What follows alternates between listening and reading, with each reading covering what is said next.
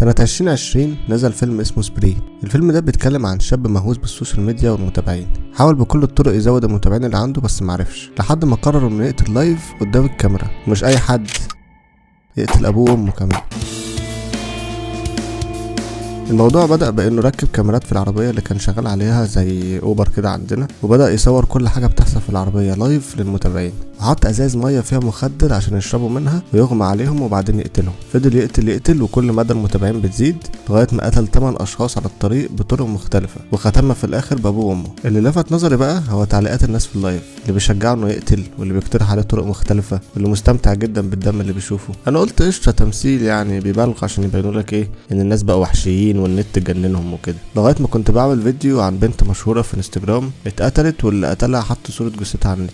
هتلاقي لينك الفيديو في الديسكريبشن. واشوف بقى تعليقات الناس هناك على صورها القديمه، الاقي ايه، بلاوي.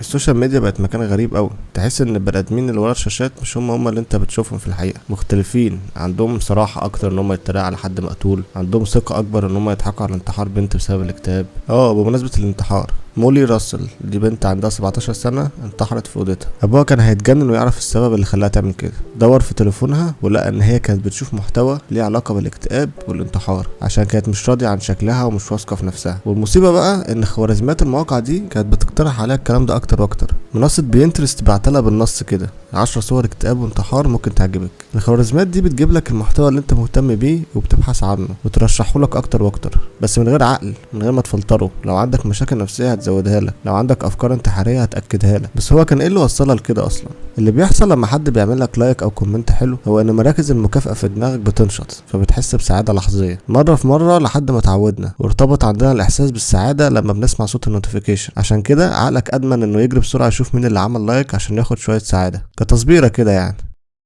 لو فكرت فيها هتلاقي ان دي طبيعه الانسان اصلا. احنا بنحب نحس بالاهتمام وبنحب نسمع تعليقات حلوه، عاملين زي الطفل اللي بيجري على ابوه عشان يوريه الرسمه بتاعته اللي بالنسبه له بص هي ايه احلى حاجه في الدنيا. لو قال له شطور يا كوتشي كوتشي وجا عمل له لايك بايديه كده، فهو كده طلع لنا شخص بيحب الرسم، واحتمال يكون موهوب ويطلع فعلا فان جوخ. ولو ما عبروش وقال له روح شوف امك عايزه ايه، فهو كده طلع لنا شخص معقد نفسيا وبيكره الرسم وبيكره الفن وبيكره يشوف امه عاوزه ايه. اللي انا عايز اقوله هنا ان الناس بتتاثر بعدد اللايكات والتعليقات دي لانهم واخدين السوشيال ميديا كبث مباشر على مدار الساعه، كانك قاعد بتتفرج على بين سبورت في كاس العالم. هتلاقيهم 24 ساعه بيسالوا الجماهير تتوقع نتيجه الماتش هتبقى كام. لكن لو اتعاملت مع الموضوع كانه شاهد الاهداف في الستوري، هتلاقي ان الموضوع بقى احسن كتير ومش هيستنفذ من نفسيتك حاجه. لو اتخلقت من كل التشبيهات اللي انا عمال اقولها دي، فانصحك تتفرج على فيلم ذا سوشيال دايلاما، هيفهمك ايه اللي بيحصل بالظبط لما بتستخدم السوشيال ميديا وهيفهمك خطورتها. ولو عجبك الفيديو اعمل لايك وسبسكرايب، واشوفك في الفيديو اللي جاي. سلام.